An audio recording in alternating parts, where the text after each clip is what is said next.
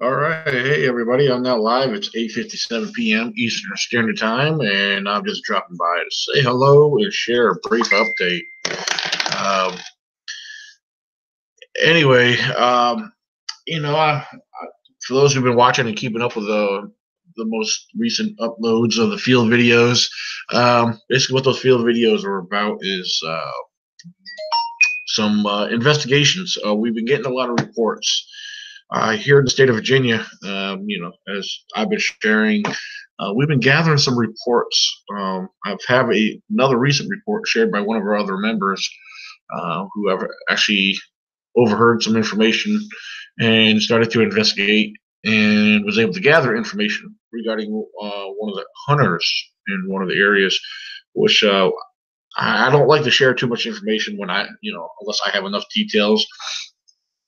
But we've been finding some very interesting stuff here, and actually, believe it or not, there's actually a pattern. There's actually a small pattern that's been developing here, and in part of this pattern, there's something that these reports have in common. They're not too far off from each other. We're talking about, we're looking between 5 and 10 mile radius here, and one of the things is that it seems like from the details shared, seems like the Squatches, the Bigfoots, are getting a little aggressive. Well, not necessarily aggressive, but more bold, very bold. Um, like any apex predator, like a bear, even a mountain lion. Um, for example, I know this is going to sound odd, but you take a chainsaw, you start that chainsaw up. Usually, anything in the area is going to get out of dodge. Well, one particular story, and to keep this short and brief, it's one of our recent investigations where an individual actually came across a few things that he found on a trail coming back out that weren't there when he went in. Well, this man was clear cutting this trail and, had a chainsaw all the way through the trail, creating all kinds of noise and ruckus. Well, when he came back out, he found a few interesting things: a couple twisted trees, broken limbs, parts of a tree laying across the trail that wasn't there, and a massive sized stone. Now, this massive stone, we found the stone. I can pick it up. Yes, I can pick it up, but I had to twist my body and throw some momentum into it to get it some distance. Now, was the stone picked up and placed there? Very possibly. But the point is, it wasn't there when the guy went in. Again, keep in mind, this guy's making all this, noise ruckus with a chainsaw. Apparently, he's disturbing the area. Okay, for those who watch my most recent field video with Greg Corbin, you guys will understand and know about what I'm talking about. The other situation, the newest one. Now, keep in mind what we investigated on the trail that happened a few weeks ago. Well, this most recent one right here, I find very interesting. Again, I'm awaiting more details, but I'll share a little bit about what I know. I know the location. I will say that it is in my main research area. And when I say my main research area, and for those who've been following, my main research area is broken up in zones. I got zone 1, zone 2, and zone 3. And each zone covers a large portion of the this area. Well, Zone one is the area where I spent a lot of my time in researching, and where I found a lot of activity. I've experienced activity. I found a lot of evidence in there. Well, this one particular area is actually considered Zone 2, and Zone 2, I will say that it's very interesting because I haven't paid attention to Zone 2 in a while. Well, Zone 2 is very interesting for the very fact that we got hunting is in session right now. Bow hunting. Bow hunters are out hunting. Well, one little bit of information. Again, I'm waiting further information, but again, this is what I do know. This information here, this a bow hunter had shot a deer. Okay, the bow hunter tracked the deer, followed the blood trail. Okay, and the hunter approached the area and saw the deer was down, dead, out for the count. and he was at so many yards from the deer. So when he saw that he finally found the deer, he laid his backpack down or whatever. He was getting himself situated, and before he went to go approach the deer. But when he got himself situated and got ready, he turned around, and the deer was not there. Now keep in mind, this particular guy claims of not hearing anything. He investigated where the deer was. There was no trace of it getting up, scuffling. No further blood to be found. Um, and then this other report from this individual who shared this information has shared other information regarding other hunters with their deer being taken. That I don't know how much further details into that about, but this one particular one where the hunter found the deer dead and it turned his back for, I don't know, just a few seconds, and the deer was gone. Now, in this particular area, keep in mind, there has been a lot of activity here in the past. So this is something interesting because this one particular area, there's actually a trail that goes miles into the woods, and I will tell you, the surrounding area is miles and miles of forest. And I will not give the exact location away. However, it is our next investigation. It's this area. It's needs to be investigated, and it's what we're planning right now. Me and Greg Corbin, we are planning to get out there next weekend. However, this weekend, if all falls into place, if everything works out, the forecast is calling for rain. But I get out rain, sleet, and snow. For those who follow me, they know I camp and I do everything in all 4 seasons. So yes, I'll be out there this weekend. I need to get out there, regardless of the weather. I need to get out there. I need to see what's going on there, see if there's anything that can be found. If it is raining, one of the things I hope to come across is if there's anything that's been through there, I'm hoping to pick up some tracks. I seriously am hoping to pick up tracks. It's one of the main things I look for is tracks. You can't go by, well, okay, I see TP structures. I see structures. It's not going to say they're there or not there. You need to look for the other tracks, physical evidence such as tracks. Tracks will tell you if they've been there recently or not. So give me a second here, guys. Physical evidence such as tracks. All right. All right. Let's see. All right. Asking what part of Virginia. I will say, okay, part of Virginia. It is in the western part of Virginia. And right now, I don't like to give exact locations away. I will say it's in the western part of Virginia, in West Augusta. So that may be saying too much. What do we got here? I'm checking the chat here because I just now got on the chat. Yeah. So yeah, as far as their activity seems to be flaring up pretty good right now. Seriously, and but yeah, that's what I'm after. I'm after some signs of life here. I will be out there investigating as much as possible, and this time of year, like I said, everybody always asks me, what's the most active times of year? Okay, and I've always said it. I have always said it. What's the most active times of year? All right, early to mid spring and early to mid fall. Here we are, right here on the East Coast. We are getting a lot of cold weather. The cold weather is starting to settle in. A lot of you guys know that. If you are in these areas, you're aware of this. Well, they're being pushed around. They're moving around. It's that where food sources. The deer are moving around. The deer are up. They're getting their food in. They're fattening themselves up for the colder weather ahead. And yeah, they're gonna eat. They're gonna take in as much calories as possible. It's just like bears do the same thing. Bears, all your apex predators. The colder weather. Sometimes with colder weather and the winter comes, a lot of food sources do become very scarce. So a lot of your animals, your wildlife, Yeah, they're going to do whatever is possible or whatever is necessary to to get the calorie intake. Yeah, so they need to take it all in. But yes, exactly, Ronnie, exactly. There's a number of reasons why we're not to give our exact locations away. One, we don't want others coming into the area, disrupting the area when we're trying to investigate it. All right. I have no problem sharing later on afterwards. It's just this one particular area, too. I will share this a little bit of information. This one particular area um, has been known for, people gone missing back here. People have gone missing. Hikers, people been gone missing.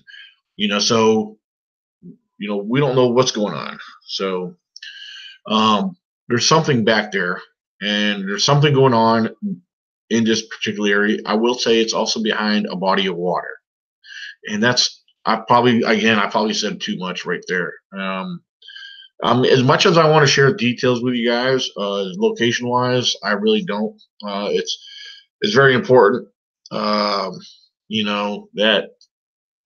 we don't want people disrupting the area. We also the other thing is also to prevent hoaxing.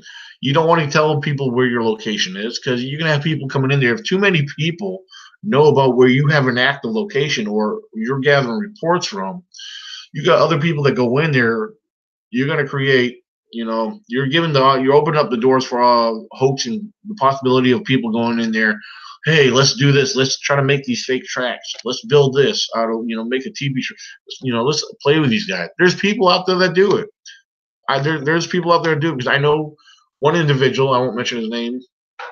Unfortunately, it was a sad thing, and he will admit it that his family hoaxed him for a long time, and it messed that guy up. It really messed him up, and that's a shame what happened. But that's the way it goes. So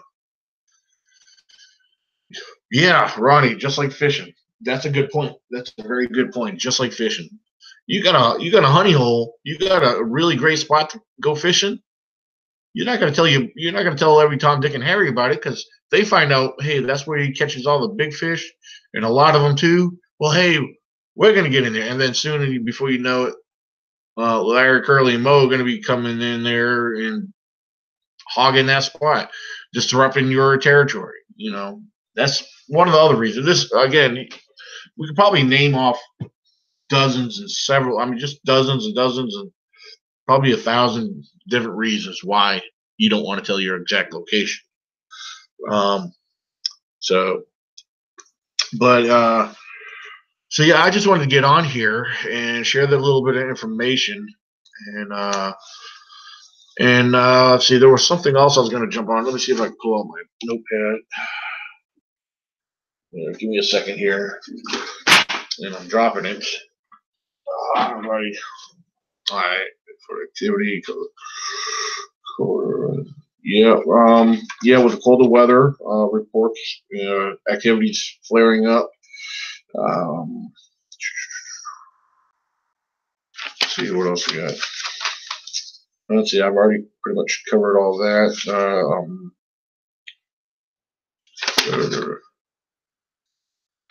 Yeah, actually, everything on my notes. Actually, I didn't even have to look at them. But pretty much everything I had written down or wrote down has pretty much been covered. I want to give everybody opportunity. I'm going to share a couple other things here. We all go through financial situations, and we all have tough times. And I'm in the process of trying to raise money for an emergency, and therefore I'm willing to sell some devices here. All right, right here in this case, I have a device. It's a night vision device. This is the best night vision device I have. This is the iGen 2020. Okay, it's got a cap on it right now. It's got 3 levels of infrared. It's got actually basically 2. It's got auto and in the high level. And again, this is called the iGen 2020. Of course, you can't see it back. You're probably seeing it backwards. But it's called the iGen 2020 night vision. This device here was over $450 when I first bought it. I'm letting it go for 350. So 350 for this one right here, and it has multiple color settings. And right here on the side, it has video output. If you have the right device, you could actually record your videos with it or make videos with it. So that's one of the devices I'm selling. And Jeff said, "Are you done with researching then?" Why are you asking that? Is there something? Is there something I said to make you ask that question? That why I'm done researching? No, I'm never done with researching. So, but I'm given the opportunity to sell these devices. The other one is right here, the Carson. This little handheld binocular, very awesome little device. It's only it's black. It's a night vision device. You can take pictures or make videos with it. All right. It comes with an SD card slot. Takes 3 AAA's, and very awesome little device. Very still like brand new. So all right, and no.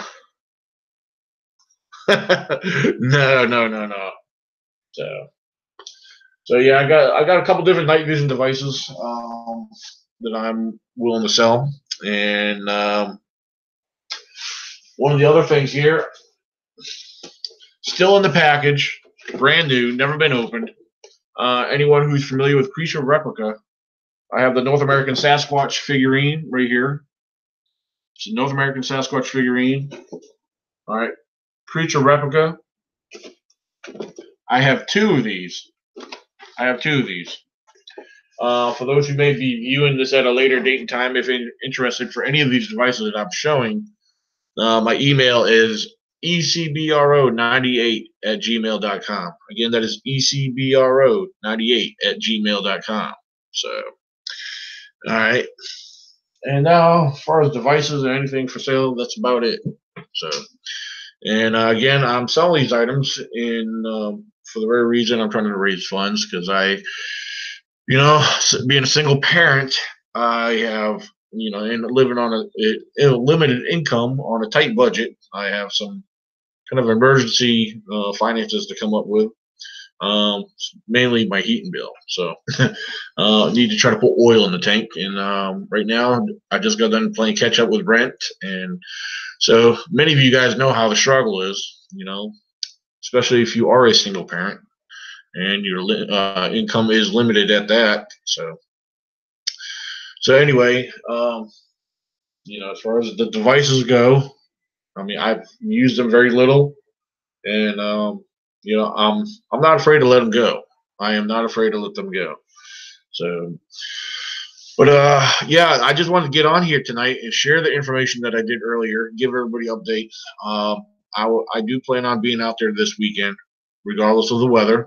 I need to get out there. I need to scout around and see what's going on.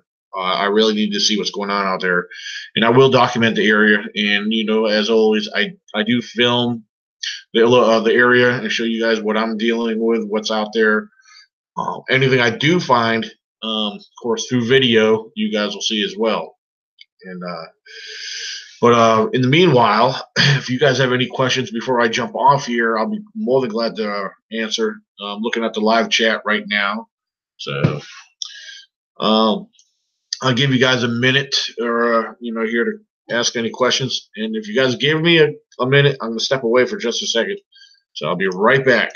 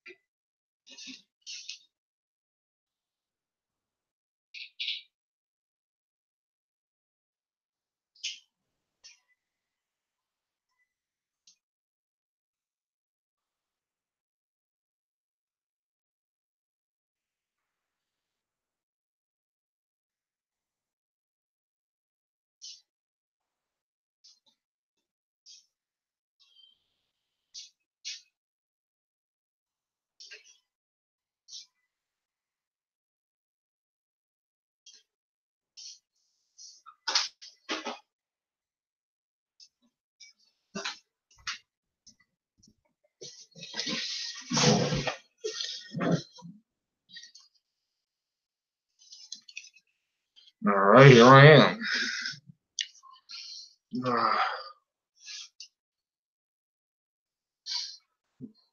Well, absolutely, Ronnie.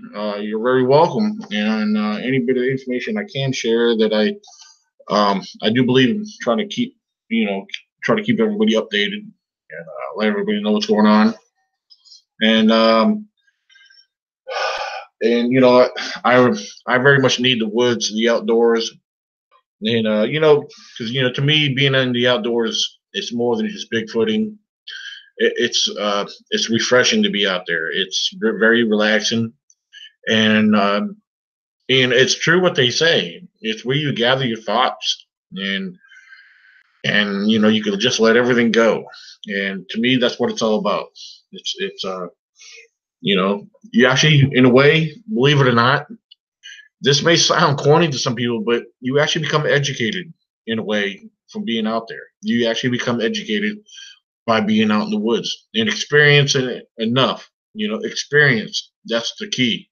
Getting out there, boots on the ground, experience nature. Try it. Find the time and dedicate yourself and put yourself out there. Just keep getting out there. Uh,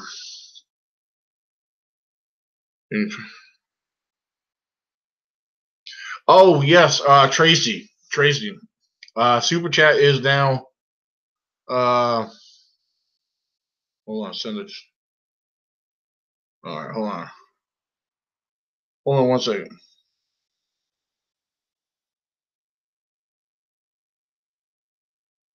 I do have super chat, but I don't know how it works.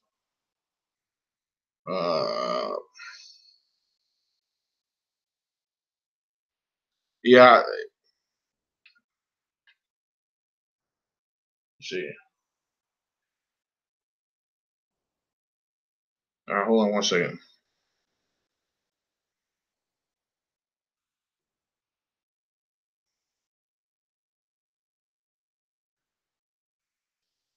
Yeah, on my live chat, it's showing that super chat is set up now. So I don't know how that really works. So I guess if somebody wants to donate to super chat, they are more than welcome to. And my YouTube channel is finally monetized. So hold on, I am looking for something. Hold on, I'll be right back.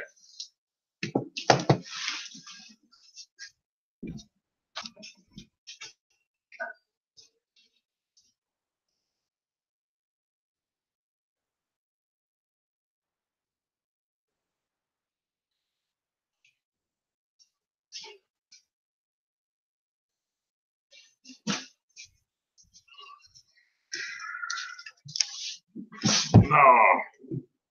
Okay. All right.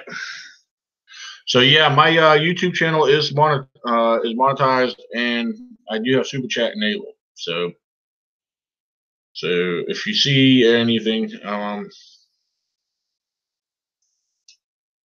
yeah, I just got the notification today that they accepted my YouTube channel into their partnership program, and so yeah, I finally got it, Tracy. I finally got it. so so I'm not sure exactly. Again, I'm not sure how the super chat works because I do see on the bottom. I'm looking at the live chat right here, and I do see that little dollar symbol on the bottom. So if you see that on your live chat, and if you want to send a donation, I believe that's how that works. So, yep. Uh, so, but anyway, ladies and gentlemen, I want to thank you guys for coming on tonight. And like I said, this weekend I do plan on getting out there, and I do plan on getting out there and seeing what happens. I'm going to investigate the area. So, meanwhile, you guys have a great night, and I'm jumping off here. This is Daniel Benoit, founder of the ECBRO. God bless everyone.